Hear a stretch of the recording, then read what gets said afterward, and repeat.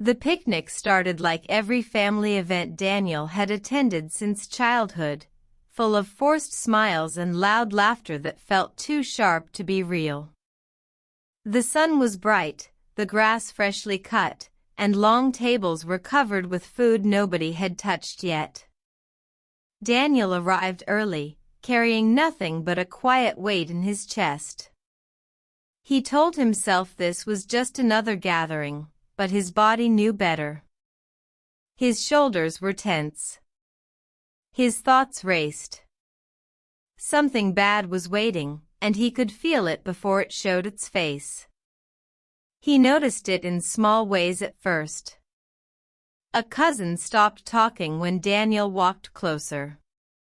An uncle patted his shoulder but avoided his eyes. Even the children, usually loud and careless, seemed unusually quiet around him. Daniel pretended not to notice. He had learned how to do that over the past year.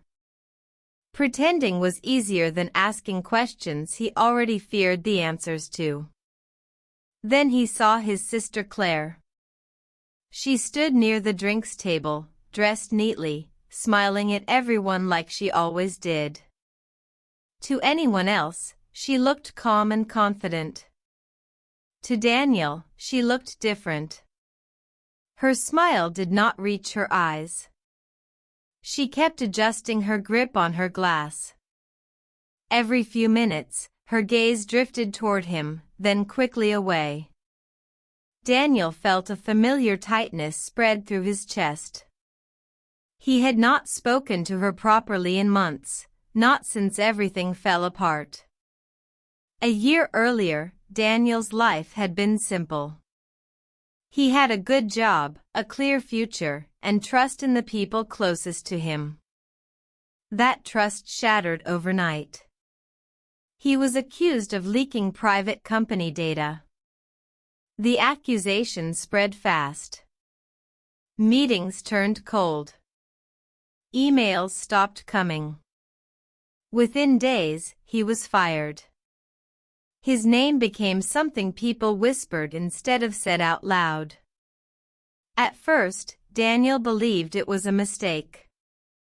He spent sleepless nights replaying every action, every file he had touched. Nothing made sense. He asked questions, but no one answered clearly. His company cut ties. Friends from work disappeared. What hurt most was how alone he felt. The world moved on, and he was left standing still. The truth came slowly, like a wound that refused to close. A detail here. A conversation there. Until one night, everything clicked into place. The data had not come from him. It had come from Claire. She had access through him. She had shared it with her partner, Mark, who worked for a rival company. Claire told herself it was harmless, that no one would trace it back to Daniel. When the blame landed on him instead, she panicked. And she stayed silent. Daniel remembered the moment he realized it clearly.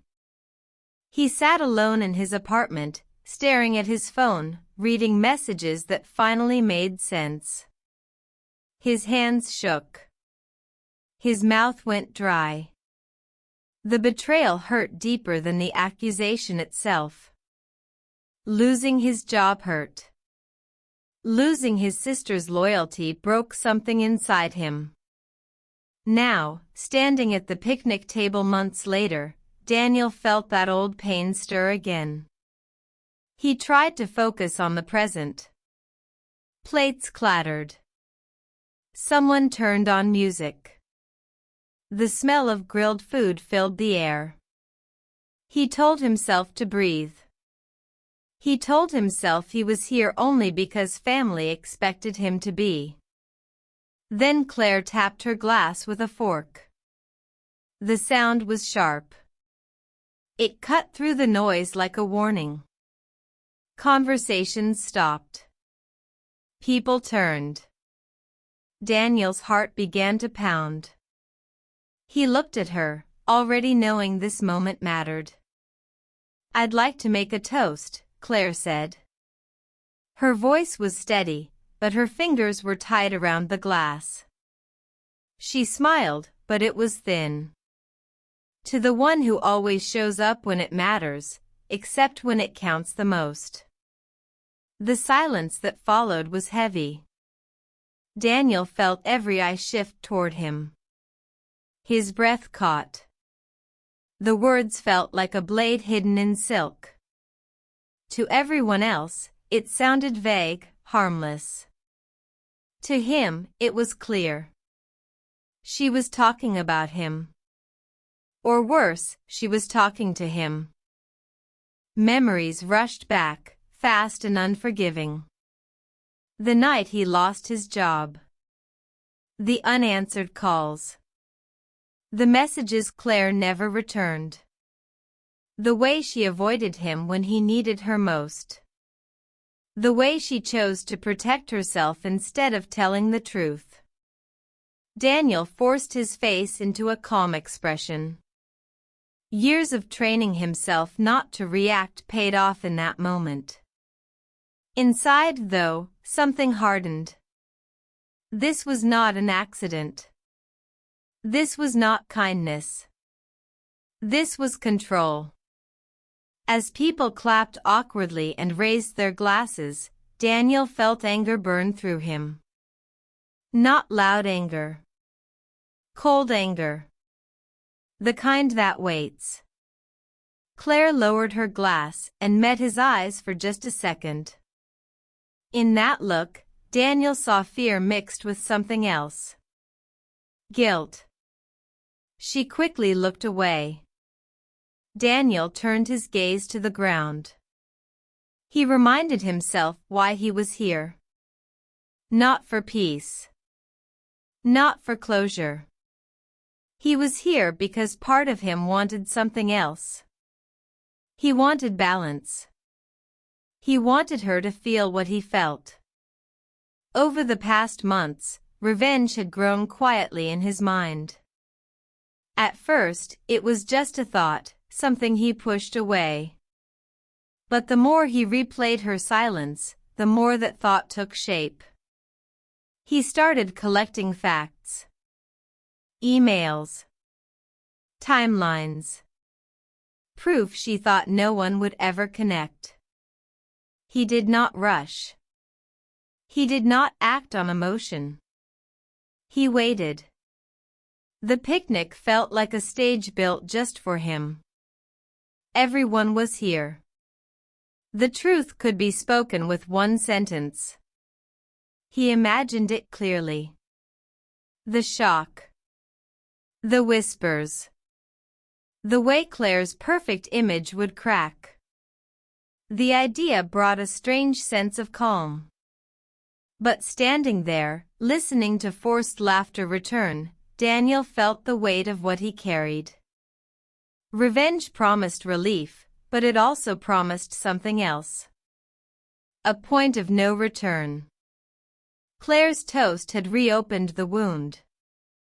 She had drawn the line in public. Daniel knew now that this gathering was not just a family picnic. It was the beginning of something larger. Something that would force him to choose who he wanted to be when the truth finally came out. He picked up a paper plate and took a bite of food he could not taste. Around him, life went on.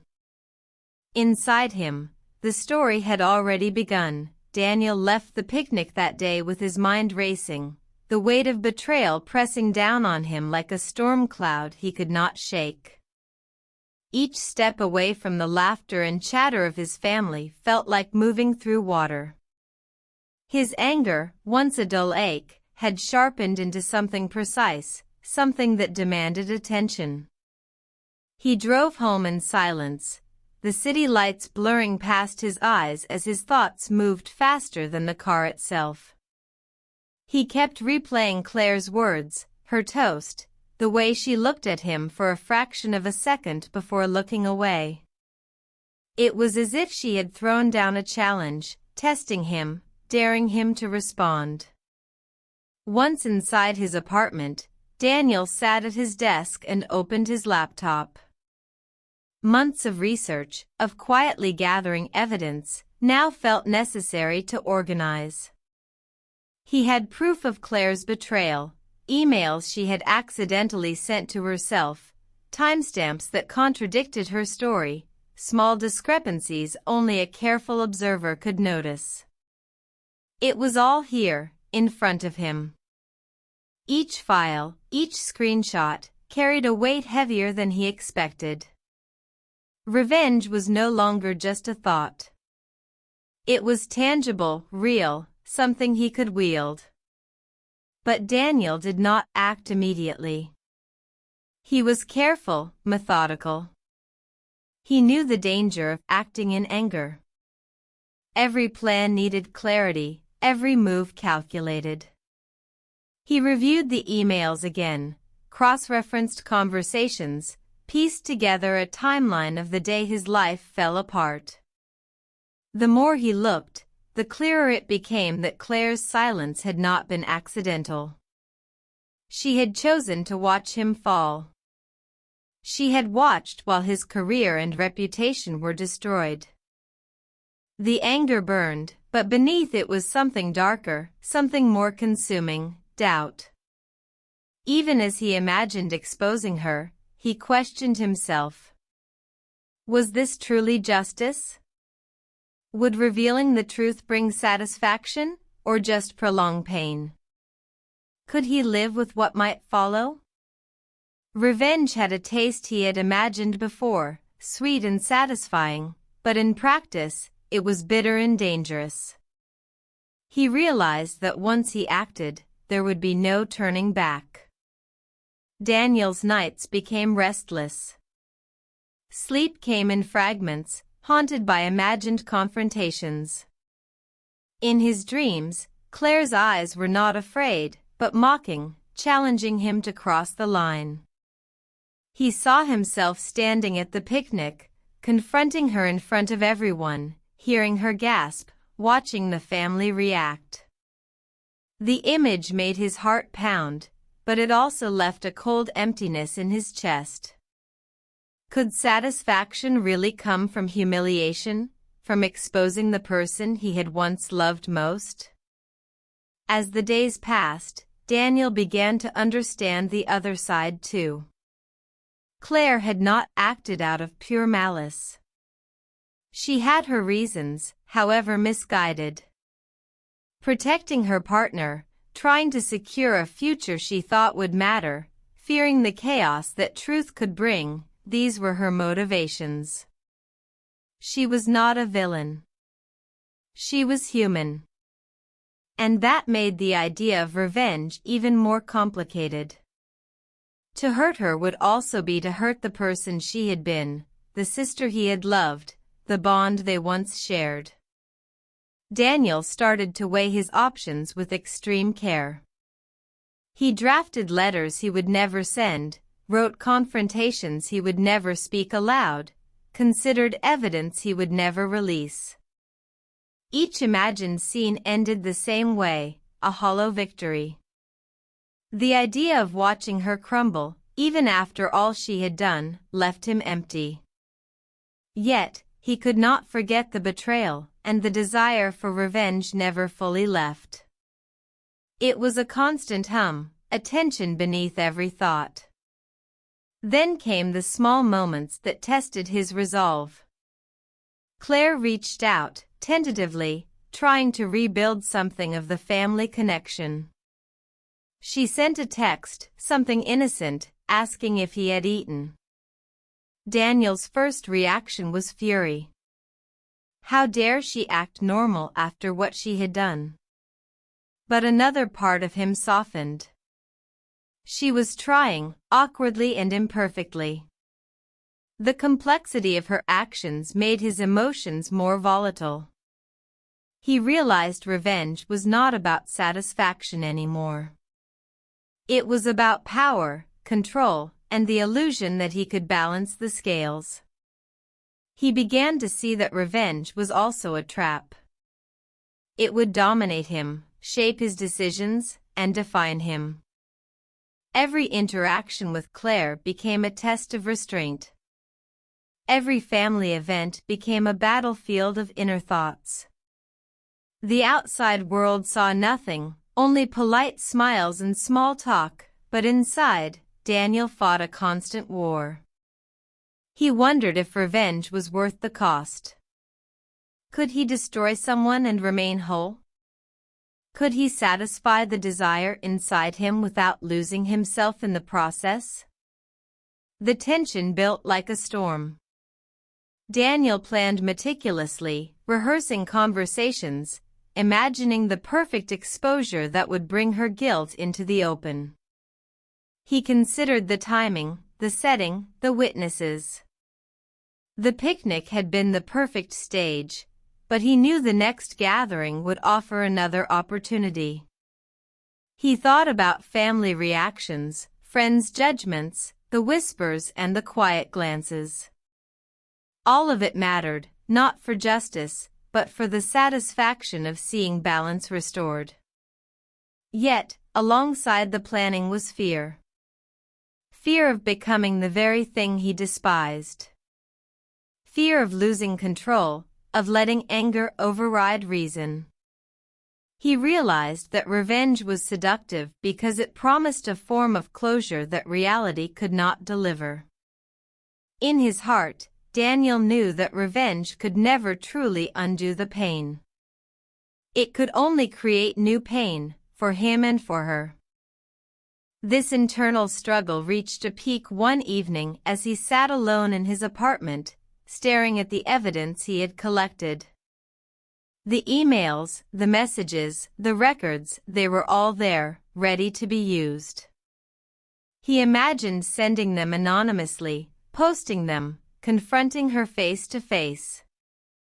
Each scenario played out in his mind with a sharp clarity. The thrill was there, undeniable, but so was the dread. The thought of her face when she realized she was exposed, the fear, the regret, the shame, brought a chill that cut through his anger. He leaned back in his chair, exhausted by the mental exercise. The choice was always there, act or hold back. The longer he waited, the more he realized that the act of revenge would not change the past. It would only shape the future, for better or worse. And that future was uncertain. Daniel's planning continued for weeks, but something else began to emerge. He began to understand himself in a way he had avoided. The desire for revenge was not just about Claire.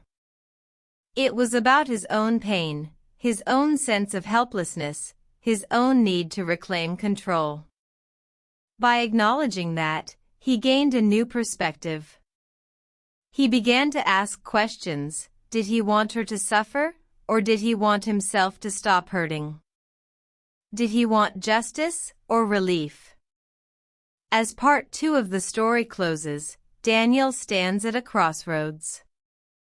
His plan is ready. His evidence is solid. The desire for revenge burns as brightly as ever, but now, so does understanding. The choice he faces is not simple. To act would satisfy anger but risk his own integrity. To hold back would leave the betrayal unresolved but allow the possibility of healing. Daniel knows the next step is crucial. One decision could change everything, and the weight of that decision presses down with the intensity of all the months he has spent preparing. Every night, Daniel rehearses the moment in his mind. He imagines Claire standing at the picnic again, her eyes wide with shock. He imagines the family staring, whispers spreading like wildfire. He imagines the satisfaction, sharp and immediate, and then the emptiness that follows. Each imagined outcome leaves him restless, sleepless, driven by a single, unrelenting question: what is the price of revenge, and is it worth paying? Daniel's internal battle rages on, a storm he cannot yet quell. The evidence sits ready. The desire is ready. The confrontation waits. But Daniel is learning something crucial. Revenge is not a simple release. It is a mirror, reflecting both the betrayer and the betrayed, and the one who looks into it risks losing themselves entirely.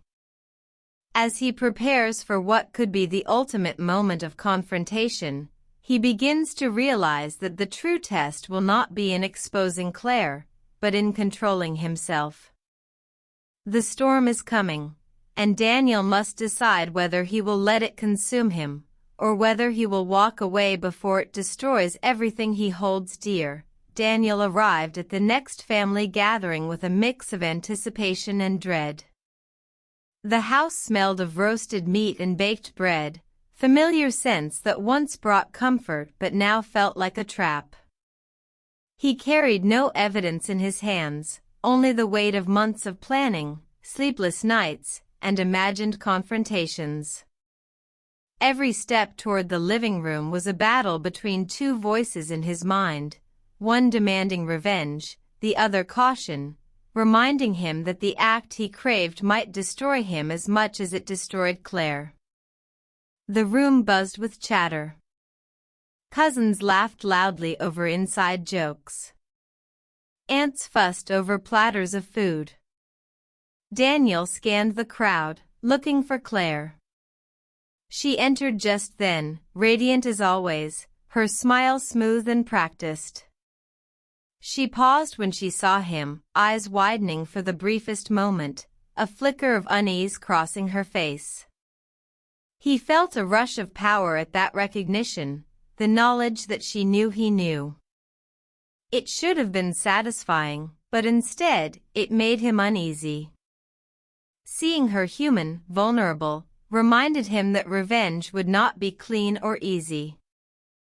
He walked past the crowd with deliberate calm, greeting people with small nods, masks on every word and smile. The internal dialogue never stopped. He imagined laying the evidence on the table, revealing her betrayal in front of everyone, watching her crumble. He imagined whispers, gasps, shock. The power was intoxicating. But the longer he stood there, the more he realized he could feel that same power slipping from his grasp. What he craved was not justice, it was control, an illusion of balance he could never truly achieve. Claire caught his eye across the room. She was holding a glass, but this time her hands shook slightly. Her smile faltered. Daniel's heart pounded as he walked toward her. This was the moment he had rehearsed countless times in his mind. He could feel it, the tension rising, tight in his chest, each step magnifying the storm within. He wondered if she even knew how close he was to exposing her. Perhaps she sensed it. Perhaps that explained the unease in her voice when she greeted him politely. He stopped a few feet away, breathing shallowly. The crowd seemed to fade, leaving only him and her. Daniel's mind raced with what-ifs. What if he revealed everything? Would he finally feel relief? Would it fix the past year? Or would it only deepen the wounds, creating a scar that could never heal? His hands itched to act, to finally deliver what he had planned for so long, but a strange calm began to seep in. The thrill of revenge was there, but it was tempered by understanding. He remembered all the nights he spent sleepless, all the moments of anguish. Could he really add another layer of pain to the story?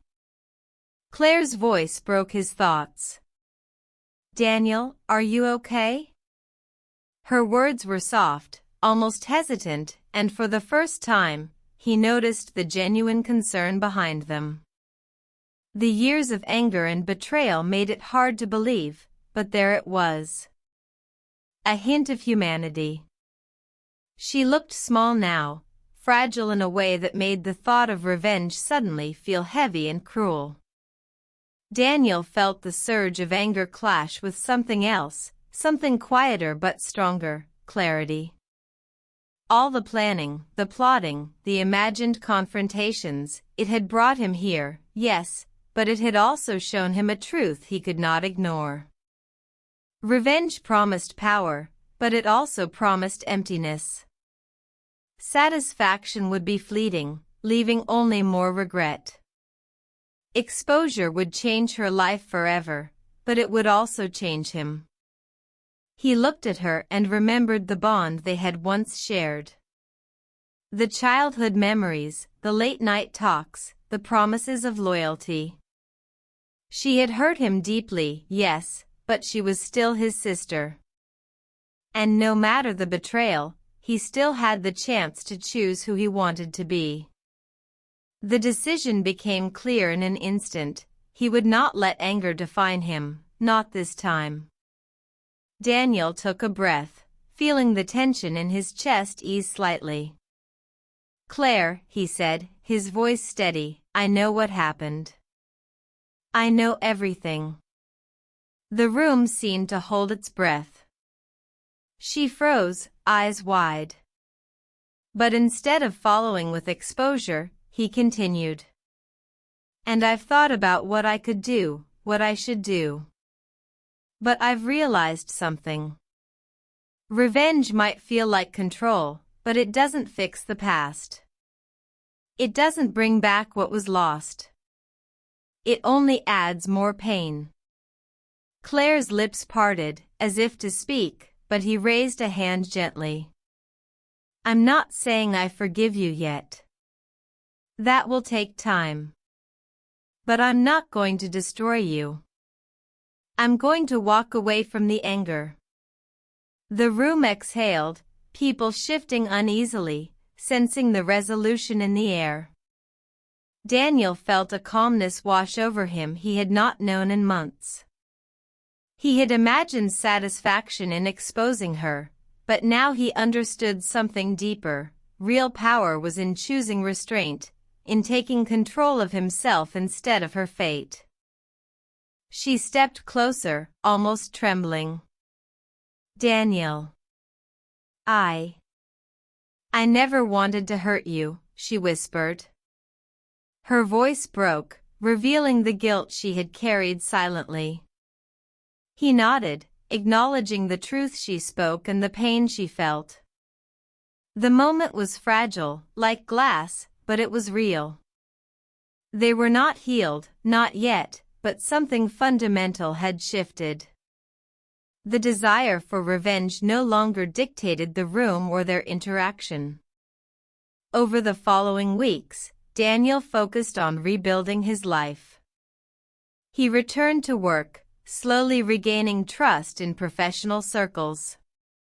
He kept his distance from Claire at first, wary of old patterns, but allowed small interactions that were honest and unguarded. He realized that while he had control over the truth, he also had control over himself, over the way he responded, over the way he let the past define him. Claire faced consequences of her own making, not public humiliation, but the quiet reckoning of knowing she had caused deep pain to someone she loved. She worked to make amends, carefully and imperfectly, showing remorse and attempting to rebuild trust. Daniel saw that actions mattered more than words, but even small steps made a difference. The bond they once had would not fully return, but it evolved into something new, cautious, honest, and tempered by awareness. Daniel's understanding of revenge deepened. He realized it promised immediate gratification, but in reality, it trapped the avenger in the cycle of anger. Walking away was not weakness, it was strength. It required courage to resist the urge to retaliate, to choose peace over power. He understood that the moment at the picnic, the one he had rehearsed endlessly, had been the real turning point. By holding back, he reclaimed something far more valuable than exposure: his integrity, his clarity, and a path forward unburdened by vengeance. The experience changed Daniel fundamentally. He no longer defined himself by betrayal or anger. Instead, he measured himself by his choices, by the control he exercised over his own reactions. The desire for revenge still surfaced occasionally, like a shadow at the edge of his thoughts, but it no longer consumed him. Each time it appeared, he reminded himself of the picnic, of the moment he chose restraint, and the power that came with it. By the time another family gathering arrived, Daniel was prepared differently. He greeted everyone warmly, smiled genuinely, and even spoke with Claire without tension. The past was acknowledged, not ignored, and both of them carried the weight of their actions. But the room felt lighter because the desire for revenge no longer ruled it. Daniel had discovered that true resolution was not in retaliation, but in self-control, understanding, and the courage to step away. The moral became clear: revenge is a tempting path, seductive in its promise of justice, but it carries a cost that often outweighs its benefits. The choice Daniel made, to walk away, to confront his feelings without harming Claire publicly, gave him something no act of retaliation ever could: peace, agency, and the ability to define his own life. That moment at the family gathering, when he let go of the plan he had nurtured for months, became the pivotal turning point. It was not the end of pain, but it was the beginning of healing. Daniel understood that betrayal and hurt could shape a person, but they did not have to define them. By choosing restraint, he reclaimed his future. Claire faced the consequences of her actions in her own way, learning the impact of her choices. And Daniel, free from the prison of revenge, finally stepped into a life where anger did not dictate his actions, where clarity replaced obsession, and where he could move forward, unburdened, toward a life he still had the power to shape.